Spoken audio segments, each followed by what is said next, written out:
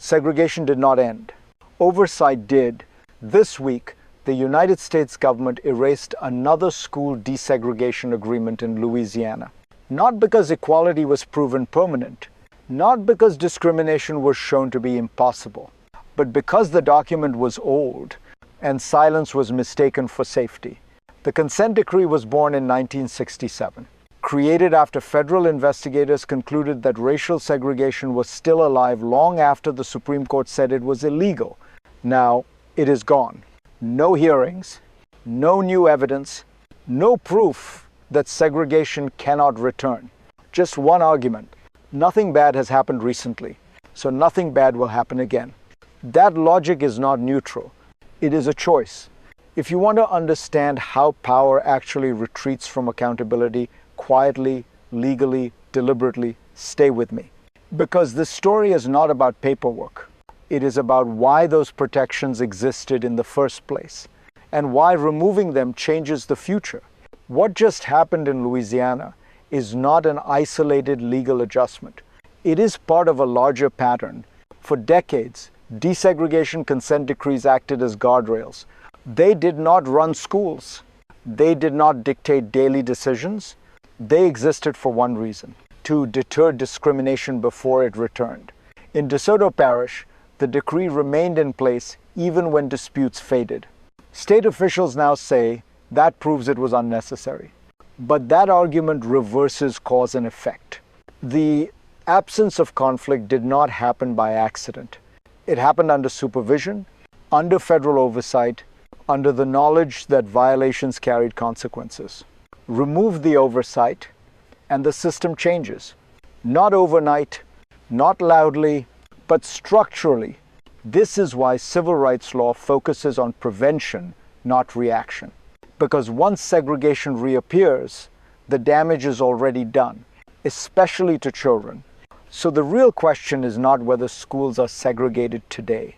It is whether the conditions that produce segregation have disappeared. And to answer that, we have to look backward, into history, into cycles, into why these decrees were needed at all. School segregation did not emerge by accident. It was engineered, then defended, then slowly dismantled under pressure. After the Supreme Court ruled in Brown versus Board of Education, segregation did not vanish. It adapted, district lines were redrawn, housing patterns hardened, local control became a shield. In places like Louisiana, federal investigators returned years later, not because they wanted to, but because segregation persisted more than a decade after it was outlawed. That is why consent decrees existed. They were not symbolic. They were corrective mechanisms. They acknowledged a simple truth. Left alone, systems tend to revert to their original design. These decrees impose monitoring, reporting the constant presence of consequence, not to punish the present, but to prevent the future from repeating the past. Over time, something important happened. Under supervision, conflict decreased. Violations became rarer, and instead of asking why oversight worked, the system asked a different question. Why keep it at all? That question misunderstands history, because progress is not proof of permanence. It is proof of pressure. Remove the pressure, and history resumes its motion. And that brings us to the first rupture. The first rupture did not arrive with protests or headlines. It arrived with a filing, a joint motion signed by the Department of Justice and the state of Louisiana. A federal judge approved it. A lawsuit from 1967 was dismissed. Just like that. Officials celebrated. They said the school system was finally back. They said there had been no disputes for years. But that silence was not accidental. It was enforced.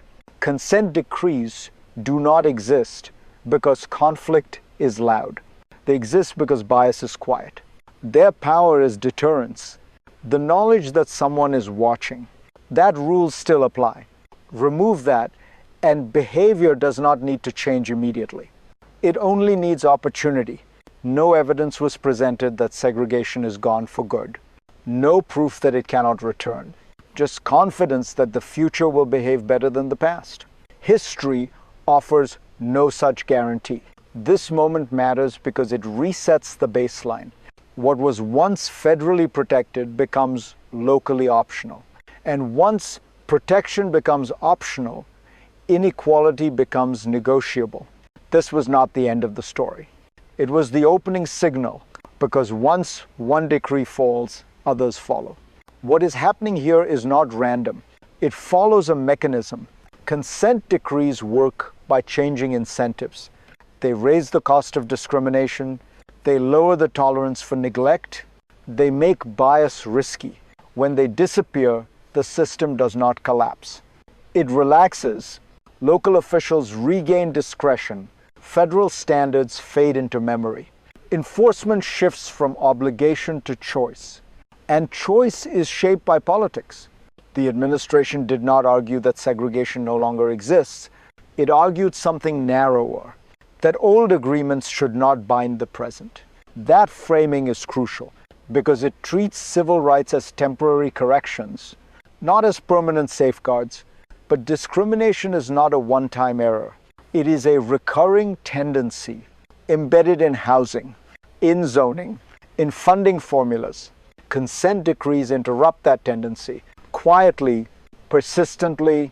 When oversight ends, the system's default settings return, not out of malice, but out of inertia. This is how inequality survives reform. By waiting, what looks like legal cleanup is actually structural exposure.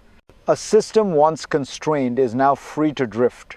And drift in unequal societies is never neutral, which leads us to the second escalation.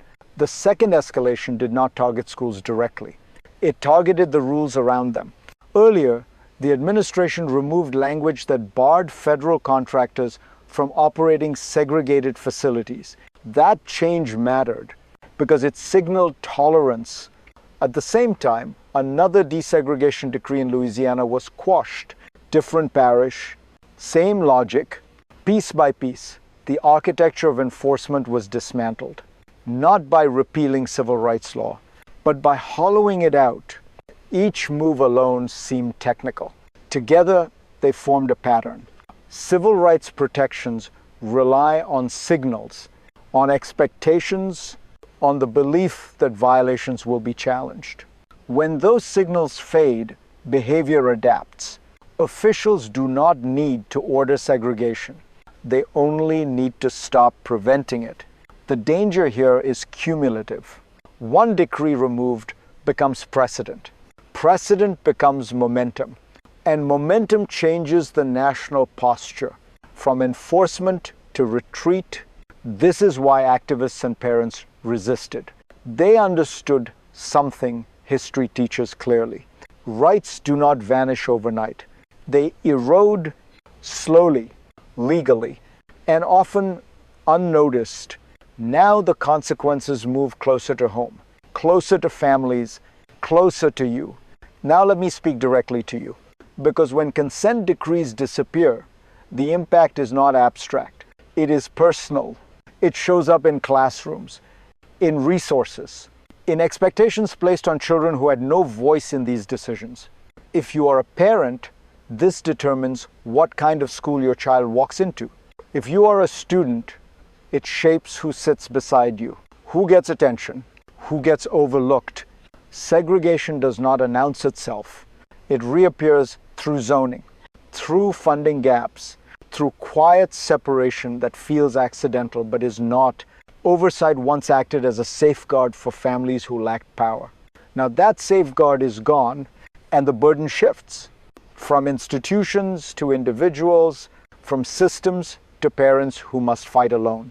If this matters to you, do not treat it as distant policy. Pay attention, ask questions, notice patterns, because when accountability retreats, silence helps the wrong side, and silence is how inequality survives. This is not just about Louisiana.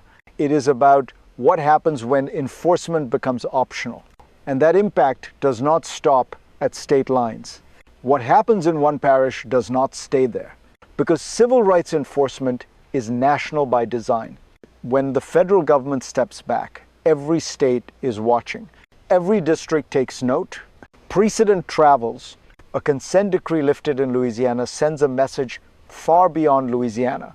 It tells other jurisdictions what is possible and what will no longer be resisted. This is how domestic policy becomes geopolitical in its own way.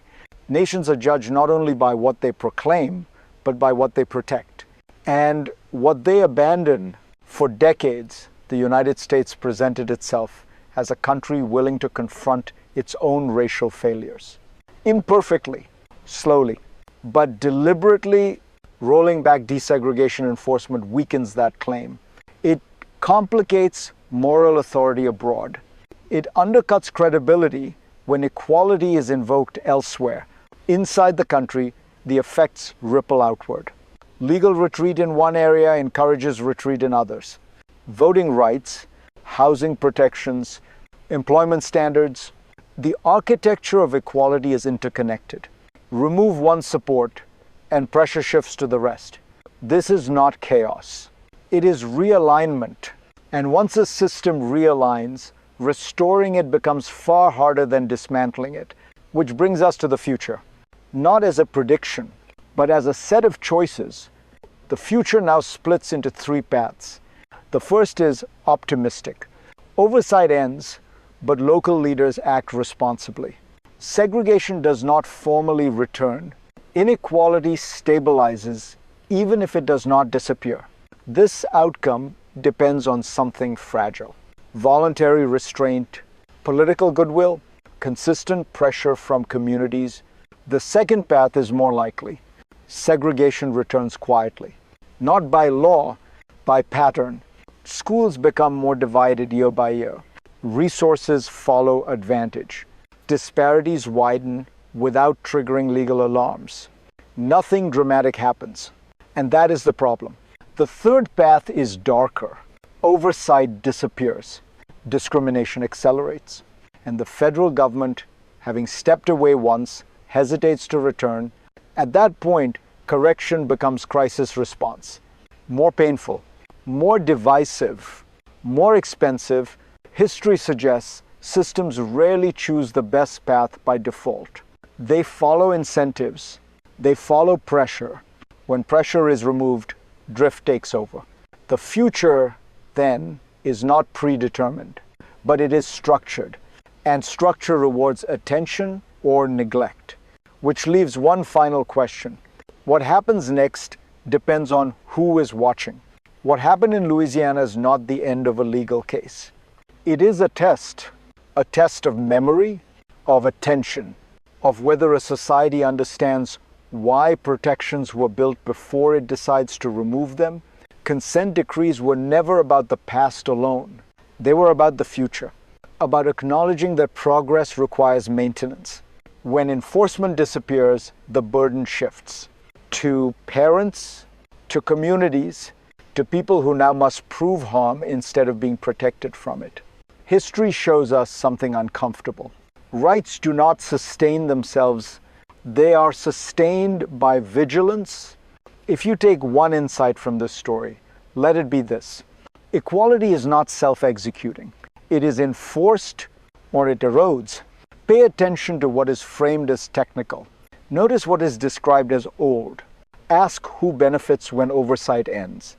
If this analysis helped you see the system more clearly, stay with me. Share it. Question it. Continue the conversation.